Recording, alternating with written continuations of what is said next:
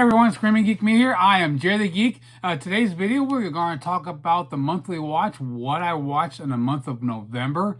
But before we get into that, if you like physical media, 4Ks, Blu-rays, DVDs, if you like home theater movies in general, check out my other videos on my channel because I do these discussions like this. I do reviews, unboxings, collection updates. You know, check that stuff out. Hit the like button, subscribe, and turn your bell notifications on. And always comment below, let me know what you think of anything. So when I kicked off the month of November, I didn't plan on doing any theme month. I was trying to take it off as I was wanting to jump back into doing some TV stuff, which I did. I jumped back into my Supernatural. This is season 11, and I watched a few episodes. But then I saw Mega Mike, the Movie Man. He has some really good content. You want to check him out. His link below. He is doing a challenge called Thanksgiving Challenge, and he actually called Thankful Challenge. You know, all the letters in the word thankful. You know, you take each letter, pick a movie out that starts with that letter, and you know something that's you're thankful that you have it in your collection. So I thought that was a kind of a cool idea. And I just actually took it up a notch after thinking about it. I had my selection picked out. And it's like, well, instead of doing thankful, why not just do Thanksgiving? So a bit longer, a few more movies.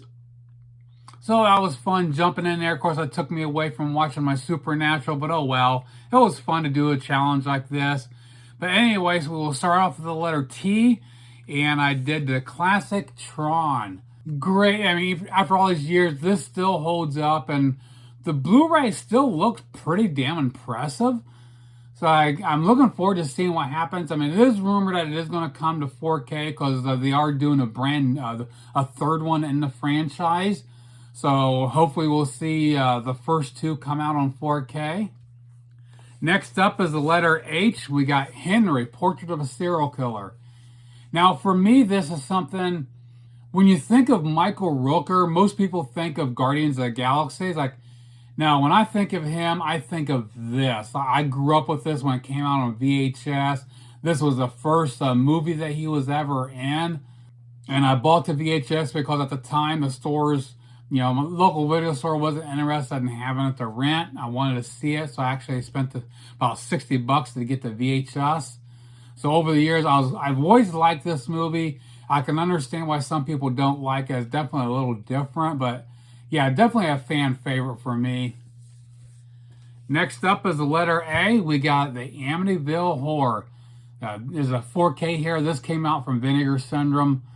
My connection with this movie is, you know, it is an all-time classic horror movie, but also for me, this was the first novel I ever read, and when I was back in school, I read the Amityville Horror. Then after that, I got into Stephen King. So yeah, that's for me. This is some history nostalgic for me. Next up, we have N, Notting Hill. This is definitely my all-time favorite rom-com. I guess it's not really a big connection. I guess it's something, you know, the story has to do with the average Joe. He happens to meet this celebrity, falls in love, and you got the fairy tale story. And who out there does not dream of, you know, falling in love with a celebrity? That's why I've really loved this movie overall. Now for the letter K, we have the 1976 King Kong. You know, this is definitely a version I grew up with. I never saw the 33 version until later on. So this is what I grew up with. I still love this movie. It's a lot of fun. Really, you know, cheesy effects at times. Plus, Rick Baker was involved and, you know, consulted with a gorilla, you know, the design and all of that. You know, this isn't always a favorite, everyone else's, but yeah, again, I grew up with this. I love King Kong. The letter S, we got Schlock. This is a campy parody of old classic horror monster movies. And this was done by John Landis, who went on, he made a big name for himself later on with, you know, The Animal House, you know, Blues Brothers, you know, American Werewolf in London. So this is, you know, first movie he did. And plus Rick Baker, again, his makeup work he's, you know, known for. This is one of the first gorilla costumes he ever did. It's one of those, so stupid it's funny. I mean, I damn near piss myself every time I watch this because this is so damn hilarious. If you've not seen this, recommend picking this up. The Blu-ray here I got from Arrow, freaking phenomenal. Next up is the letter G. We got Garfield the movie. This is the one with Jennifer Love Hewitt in it. For me, I grew up with Garfield. I read the comic strips. I was such a big fan of Garfield. And so, of course, when I watched the movie, there was some liberties taken, some things that he's like, man, they changed a hell of a lot, but it still works. How they managed to make a movie out of it. And plus, it's the custom cover that I actually did for the movie. Next up is the letter I. We've got Ice Age. For me, my big memory with this is the first time I watched this, I was flying back from a Europe trip back in 2002, and this was played on the plane. And I still remember the first time they played it, everyone on the plane was watching because the entire plane was laughing their ass off. So, yeah, it is a great movie. That's kind of my connection with it, that memory from that trip. Next up is the letter V. Now, Violent Night. My connection with this is when this came on video, the Universal did not put out a 4K of it, just DVD and Blu-ray. And I held off for several months, and I was like, I really wanted to see it. I was at Walmart, and they had it on sale. The Blu-ray had it on sale, so okay, what the hell? I picked it up, and days later, they announced a 4K. So I finally got this at the beginning of the year. And I just, watching this again, I freaking love this movie. This, I think I have to put it at the top of my favorites as far as Christmas movies. It's not a horror movie. It's just your typical action movie like a Die Hard. You throw a little Home Alone in there. And it's just freaking great. I love it. Next up is the next I, Independence Day. The memories that come up with this is back in the Laserdisc days. I remember watching, having this on Laserdisc, and I remember spending about $1,000 upgrading all the wires in my system. Just having good wires will make a big difference. And this was back before HDMI, just your standard RCA composite cables. And, rewiring everything. And one of the opening sequences when the camera is panning across the surface of the moon, and you can see the sand shifting. You could hear it. You can hear it coming out of the center speaker. That subtle sounds of grain shifting. And my friends are flipping out because, holy shit, we can actually hear that. And you can't hear it on the 4K. That is one of the things that was, I love this 4K, great. It's a great audio track. Visuals is incredible. But that one little clip, you cannot hear that on the 4K. It was only noticeable back on the Laserdisc. So that is my connection with this movie and why I included that in my Thanksgiving list. Next up is the letter N. We're going to talk about No Holds Barred. One of the early movies with Hulk Hogan. Really bad. I mean, when it comes to acting, Hulk Hogan sucked. He was such a bad actor. But his movies are kind of a guilty pleasure for me. I do enjoy them. They're a lot of fun, even though he's bad. And this one has a Tiny Lister. And he, sadly passed away. He's done a lot of great movies. It's definitely one of his early movies. So yeah, No Holds Barred. And the last one of the Thanksgiving challenge is the letter G. Gone in 60 Seconds, the original from the 70s. I don't like talking about the reboot with Nicolas Cage. It was good, but it fell flat when it come to the action. It doesn't hold a candle to the original here. I mean, the freaking car chase scene here is like about 44 minutes long. You just do not get that today. And the amount of cars that were wrecked in this thing. So again, this is the letter G, the final one of the Thanksgiving challenge, gone in 60 seconds. So now we get into some of the other stuff I've watched outside the challenge. And after watching the Gone in 60 Seconds, I decided to watch another of his movies, the Hallecky, and it was The Junk Man. And for the longest time back in the day, this held a Guinness Book World Records for the amount of cars wrecked in the movie. I want to say they wrecked about 150 vehicles in it. You know, cars, motorhomes, motorcycles, a freaking house they blew up. And this is if you like that kind of movies, if you like car wrecks and chases, like Gone in 60 Seconds, you've got to watch Junkman. It is incredible. And plus, I mean, this is a restoration done. I mean, both of these were, they did the restorations back in 2000. And it's hard to believe this is a freaking DVD. This thing looks phenomenal.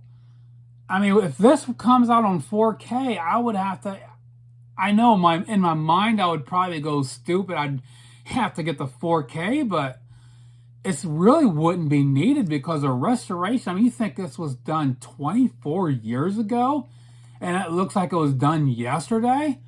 So yeah, very impressive here for a freaking DVD. So next up is the 4K of Beekeeper. I even did a review of this you can check out with Jason Statham. Great movie. Both my wife and I really love this. Next up is the classic horror movie Trick or Treat. You know, I did an unboxing of it. I even did a review of it you could check out. This came out from Synapse and Red Shirt Pictures. Phenomenal set here. And also they are doing a standard version. If you missed out on this, or if you didn't want to spend the $70 for it, they are putting a standalone 4K, a Blu-ray, and even DVD.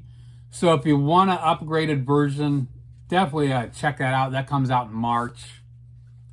Next up, a couple classics. Christmas, we had a grandkids last weekend, and we did Frosty the Snowman. We did Rudolph the Red-Nosed Reindeer. And another one I picked up recently, a couple months ago, and I finally watched this month, was Orca the Killer Whale, and I did a review of this. This is a 4K.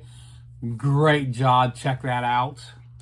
The classic sci-fi, The Terminator, Labyrinth, The Dark Crystal, and also I already put them up for them since early in the month, my wife and I, for a couple months, we were binge watching this TV show called Bones. And at the beginning of the month, we finished that up. You know, it was like we finished up season 11 and 12. And during then I found out that one of those episodes from, I think, season 11 was a crossover with Sleepy Hollow, which I did not realize they put out a TV show of that. So we streamed a few episodes and went ahead and we loved it. And so we actually picked up the DVD set, the entire series. Right now we're on season 2. Hopefully this next week we're going to pick back up and get back into that. Really good show. Highly recommend checking it out. And then the last of the movies was my wife is big onto some of the baking shows on TV. And one of them, as they just started a couple weeks ago, was the Harry Potter baking show. So kind of got in the mood, we wanted to do some Harry Potter, so we broke those out. So we did Harry Potter and the Sorcerer's Stone, Harry Potter and the Chamber of Secrets, Harry Potter and the Prisoner of Azkaban. Had a brain fart, forgot what the hell I was doing. And the next one, we got of course, a Goblet of Fire. And of course here you can see these are custom covers I did. These are original book cover arts. And I use them for my 4K covers. And the last one we just watched last night, we did Order of the Phoenix. And part of the thing I did for the covers, I actually did across the spine. I did, of course I don't have all of them here, but I did this one design across all the spine. So on the shelf, it looks really cool. It spells out the Harry Potter. It has this picture with him and Harry. So we got 3 left to do. My wife and I, we're going to jump in here as soon as I finish this video. We're going to get started and do the last 3 movies, so we get those done. So that does it for everything I watched in the month of November. As far as the physical versions, I watched 26 movies, and one we actually did. I actually missed a streaming. We actually watched Grinch again, the animated one, while the grandkids were here. Watched that last weekend.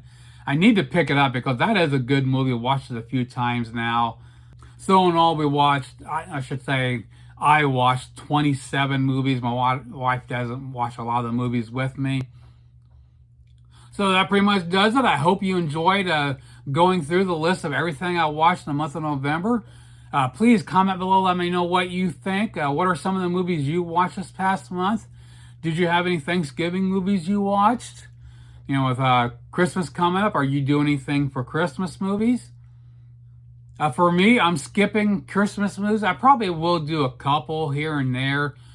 But again, I'm not doing any theme month as far as that goes.